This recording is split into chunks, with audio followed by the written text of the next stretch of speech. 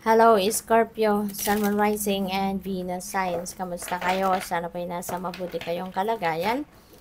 Welcome back po sa Star Tarot. Kung bago kayo rito, welcome din po kayo. Please subscribe, like, share my videos, and leave me a comment kung nakaresonate po kayo. Thank you. So, tignan natin kung ano yung mga messages ninyo for today. We have Six of Wands. Napakaganda. People are cheering up, no?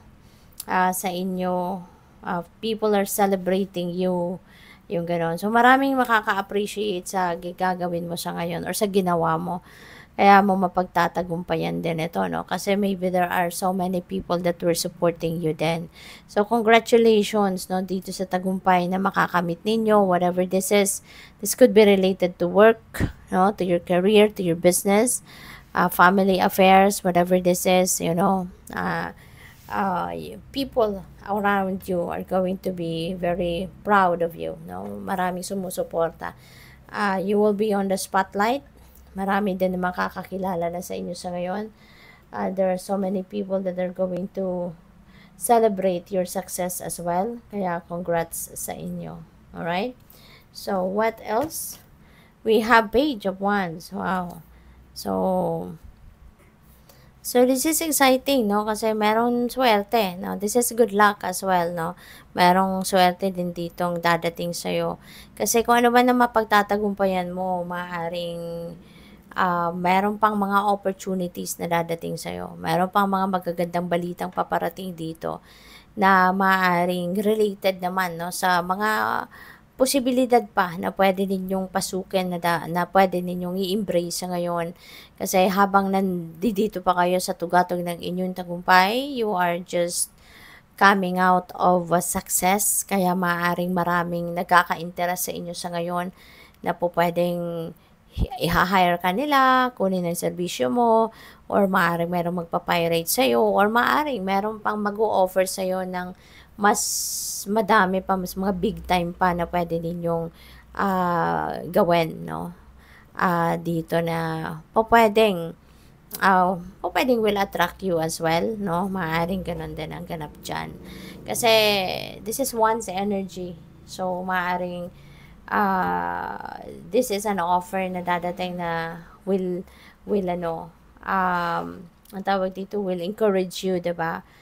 Kasi baka ito yung gusto mong gawin, ito din yung passion mo. So maaaring magka-interest ka din dyan. So, what else? We have Three of Swords. Ayan. So, Scorpio. In the past, no, meron kang siguro frustration that could be related to, that could be related to work, that could be related to an opportunity na maaring na-miss mo, 'di ba? Maaring merong naging offer sa you before tapos nasulot ng iba. May mga ganun 'di ba? Nasabotahe ka ng iba, maaring ganun. Kaya nasaktan ka. So, alam mo, feeling ko yung tagumpay mo na to, parang ito yung revenge mo dito. So, kung ano man ang nangyaring ito, sino man ang nakapanakit ng inyong damdamin, this is your revenge. Talagang sinikap mo na mapagtagumpayan mo to, na mapagtagumpayan mo with flying colors, hindi lang simpleng na-achieve mo to, but you achieved it with flying colors kasi that is your revenge. 'Di ba? Success, 'di ba? Success is the best revenge. Kaya maaaring yung tagumpay mo to could be your revenge, no, to the people, no, na nakapanakit ng inyong damdamin in the past. Kasi feeling ko talaga yung Three of Swords na to, yung heartache, yung heartbreak na nangyari dito sa'yo could be related to something, no, na to the area, no, of life na napagtagumpayan mo sa ngayon.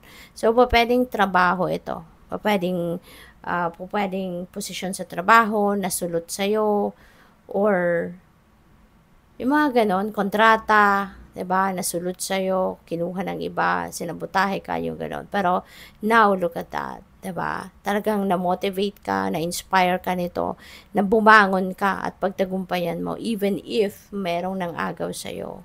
'Di ba? So, pwedeng ganon yun ang napipick up ko. So, tignan natin kung ano pa yung mga messages para sa'yo.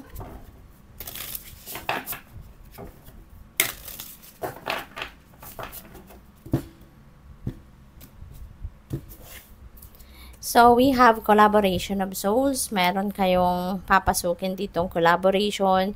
You will be working in a team. You will be working with other people, partnering with other people, diba? So, pwedeng ano yan, pwedeng sa mga bago mong gagawin, sa mga susunod mong ventures or endeavors, maaaring makikipag-partner ka sa iba, no?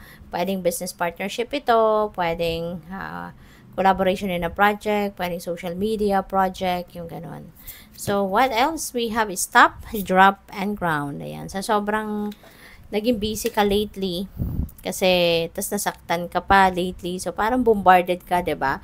Kahit papaano na-stress ka dyan. Even if you were, very optimistic about things that are happening in your life, tao lang din tayo minsan, unaware tayo, yung katawan natin napapagod din, yung isip natin napapagod din. Kaya, once in a while, kailangan din natin gawin ito. Kailangan natin tumigil muna, 'di ba? Ibaba muna kung anong ating pinagkakabalahan, ginagawa, and we need to rest. We need to relax. We need to ground ourselves. Okay? Para na lagi lang tayong on top of our health, para lagi lang tayong in good shape, no? Kasi kapag tayo'y in good shape, nako, mas marami pa tayong pwedeng magawa at pwede pa natin mapagtagumpayan lahat ng ginagawa natin kasi we can focus, 'di ba? We can attend 100% sa kung ano man ang pagkakaabalahan natin kasi malakas ang pangangatawan natin, healthy tayo, no? So what else? We have the good kind. Wow. Very beautiful. Tignan mo, kung sinaktan ka man dati ng mga taong ito, kung sino man ang mga yan, sinabotahe ka, inaway ka, niloko ka, tignan mo, good things are coming your way. 'Di ba? Kasi totoo, God never sleeps. 'Di ba? Hindi natutulog ang Diyos. Nakikita niya tayong lahat. Nakikita niya kung ano yung nangyayari sa buhay natin. So, some people have taken advantage of your kindness, of your compassion in the past.